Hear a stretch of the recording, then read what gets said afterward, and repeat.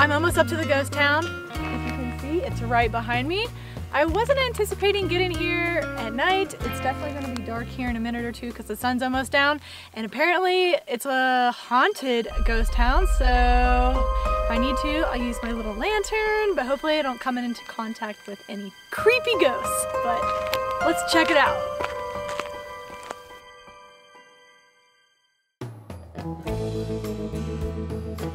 In the 1920s, this town was planned as a site for processing ore from the neighboring canyon mines.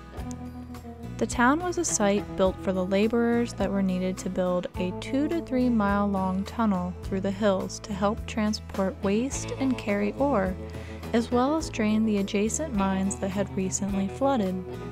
By building the tunnel, the plan was to drain the mines so they could gain access again and provide a better path out for the ore to be processed by the mills. There was some success in finding some gold veins as they dug the tunnel, but after much time and effort, they realized they'd built the tunnel into the wrong area. Check out this cabin. I've been looking for one, and I think I found it. Did you see this view? Check it out. No, really. You gotta come closer. Could you see yourself sitting here every morning, enjoying your coffee? It's beautiful.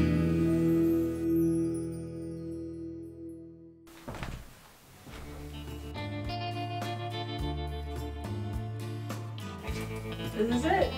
A one-room cabin with a fireplace and some beautiful views. That's all a girl needs.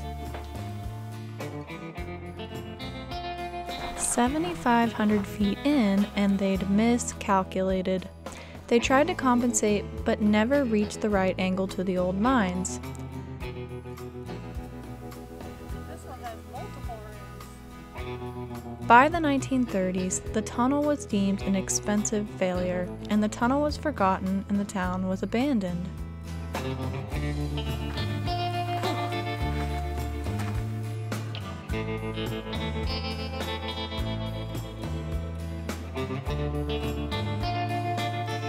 That one wasn't very interesting, but this is interesting. Check out this view over here.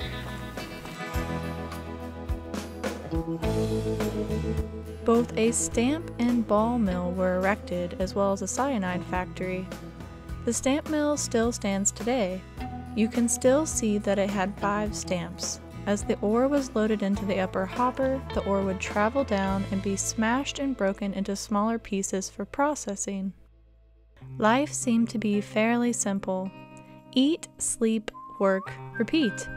These old ghost towns conjure up images of a wild, wild west, booming with people, swinging saloon doors, and piano music to boot. But in reality, the average miner or prospector didn't enjoy these luxuries on the regular. They spent their time working day in and day out, often too tired to do anything after a long day in the mine. Some of the towns did flourish at the peak of their time, but it was usually short-lived, once the mines were exhausted. Eventually, the inhabitants would move on, leaving behind a weary old ghost town. I believe this was the mining office. Weird to see a building made of brick for once. Behind it stood a power plant that held diesel engines, but today, all that stands of the engine room is the concrete foundations.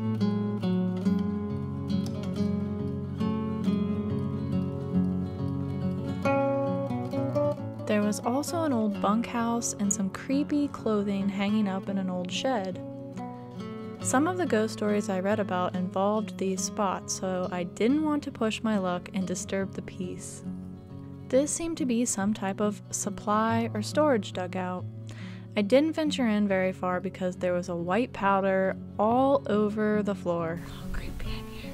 I'm not sure what all was stored here. Lots of white bags and powder, but any ideas? Let me know down below. After checking out the bunkhouse, I came across the cemetery. From what I read, there was a terrible flood in 1912 that wiped out a small canyon mining town nearby. Eyewitness accounts claim they saw a wall of water as high as 20 feet when it washed through the town. 8 or 9 of the souls that were killed in the flood are said to rest in the cemetery and still haunt the town today. Well, that was fun exploring that old gold mining ghost town. Make sure you subscribe so you don't miss my next video, because now I need to find a place to camp tonight. Wish me luck.